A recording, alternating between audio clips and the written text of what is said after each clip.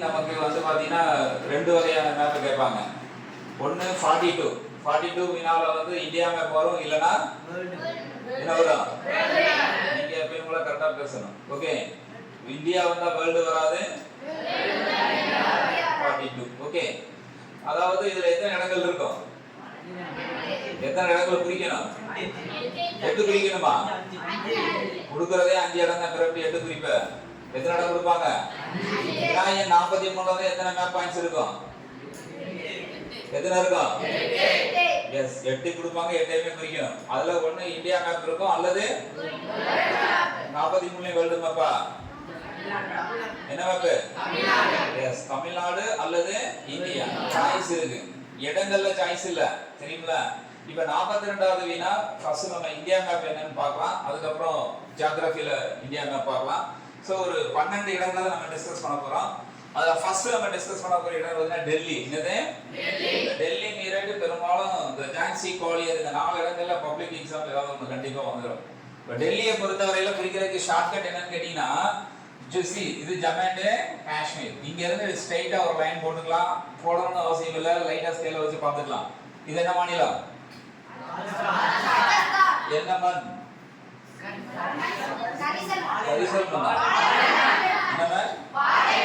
Okay, பாலைவனம்.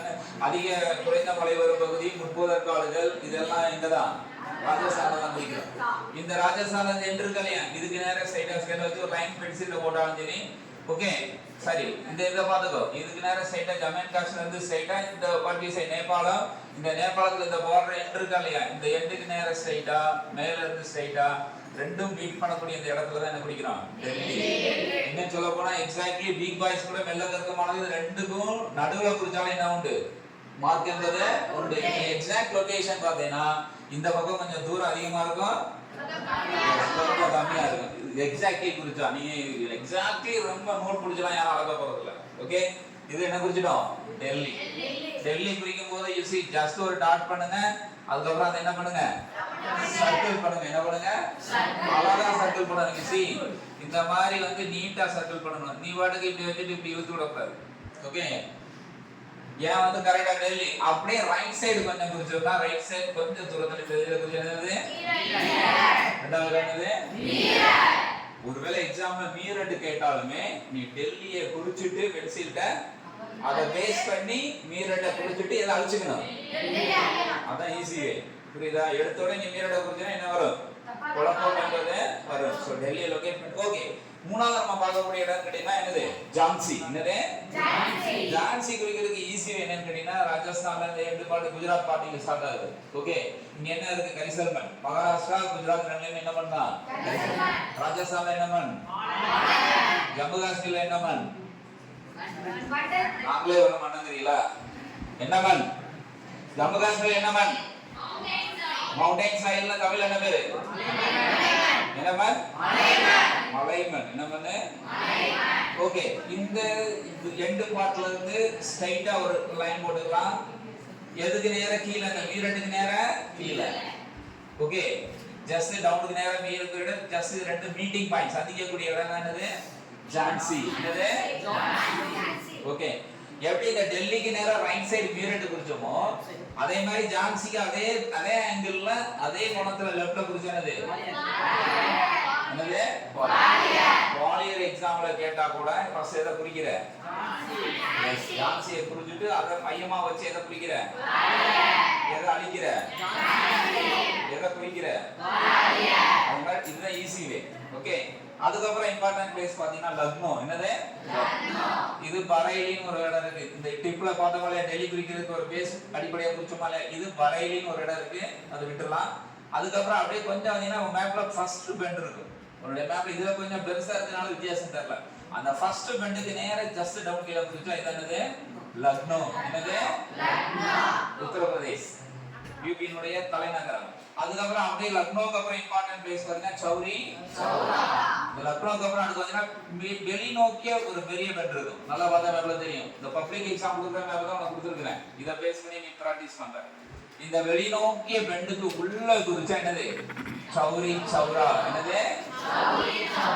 இந்த சௌரி சௌரா நிகழ்ச்சியின் காரணமாக தான் காந்திஜி எதை நிறுத்தினார்? ஒத்துழையாமை இயக்கத்தை 1922 22 காவலர்கள் உயிரோடு தீக்கிரையாக்கப்பட்டதால் காந்திஜி எதை நிறுத்தினார்? சௌரி சௌரா நிறுத்தினாரா, ஒத்துழையாமை இயக்கத்தை நிறுத்தினாரா? எக்ஸாம்ல சில நேரம் கேட்டுருவாங்க, ஒத்துழையாமை இயக்கம் ஏன் என்ன நிகழ்வினால்? சௌரி சௌரா சம்பவத்தினால் எதை நிறுத்தினார்? ஒத்துழையாமை இயக்கத்தை நிறுத்தினார். இந்தியர்கள் ஏன் சைமன் குழுவை புறக்கணித்தார்கள்? ரொம்பலாம் சொல்லுவாங்க, இந்தியர்கள் யாரும் அந்த குழுவில் இல்லையா இல்லாததாலா? இல்லை என்று சொல்வதை விட இது ரொம்ப கரெக்ட். ரொம்ப ஷார்ட்டா படிக்கணும். சைமன் குழுவை இந்தியர்கள் யாரும் இல்லாததால் கேள்வியில இருந்து அடுத்து பதில் எழுதிடலாம். இந்தியர்கள் சைமன் குழுவை என்ன செஞ்சாங்க? ஓகே, அடுத்து வந்து சௌரி சௌரா புரிஞ்சாச்சு. அடுத்து ஒரு இம்பார்ட்டன்ட் பிளேஸ் சாம்பரான். என்னது? இது பீகார்ல தான் இருக்கு. ஓகே, காந்திஜி முதலில் தன்னுடைய சத்தியாகிரகத்தை ஆரம்பித்த இடம் என்னதான்?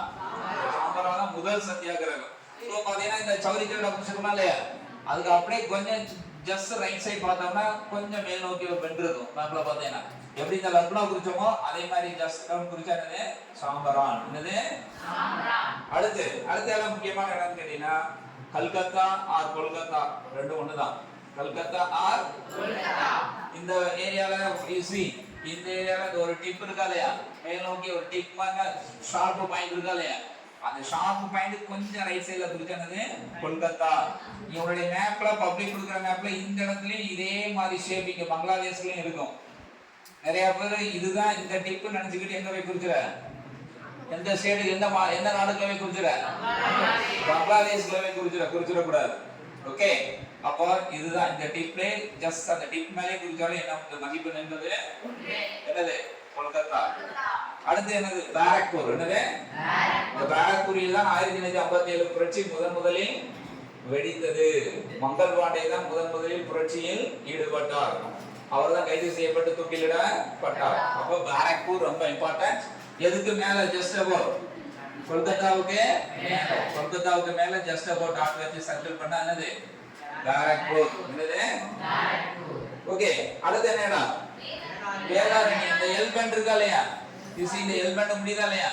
இந்த வேதாரண்யம் பக்கத்துல புடிச்சா காரைக்கால். இங்கதான் என்ன நதி பிரிப்போம்? ரிவர் காவேரி. யார் சொல்றா? ரிவர். ஓகே, இந்த இடத்துல கரெக்டா அந்த எல்பெண்ட்லயே டாட் வச்சு சர்க்கிள் பண்ணிட்டு புரிஞ்சானது வேதாரண்யம். என்னது? வேதாரண்யம். அதுக்கு அடுத்து வந்து பாத்தீங்கன்னா மும்பை. என்னது? மும்பை. மும்பைங்கிறது ஈஸி. இந்த இடத்துல பாத்தீங்கன்னா மேப்லயே பாத்தீங்கன்னா ரெண்டு பெண்ட் இருக்கும். மேல ஒரு பெண்ட் இருக்கும், ஜஸ்ட் ஒரு பெண்ட் இருக்கும். மேல உள்ள பெண்ட் வர எக்ஸாக்ட்லி குறிக்கணும். அந்த லைன் மேலேயே கரெக்டா மேல உள்ள பெண்ட்ல டாட் வச்சு சர்க்கிள் பண்ணிடு. இதுதானே மும்பை. அப்படியே மும்பைக்கு கீழே ஜஸ்ட் டவுன் கொஞ்சம் ரைட் ஆங்கிள் குறிச்சா என்னது? பூனா அல்லது புனே. பூனா அல்லது புனே. ஓகே, இப்போ ஒரு 13 இடங்கள்ட்ட பேசி அக்செப்ட் பண்ணா டக்குனு நீ சொல்லணும். ஓகே, நீ குறிக்கலாம் சரி, இப்ப நான் சொல்லணும்னு சொல்லணும். இது என்னது?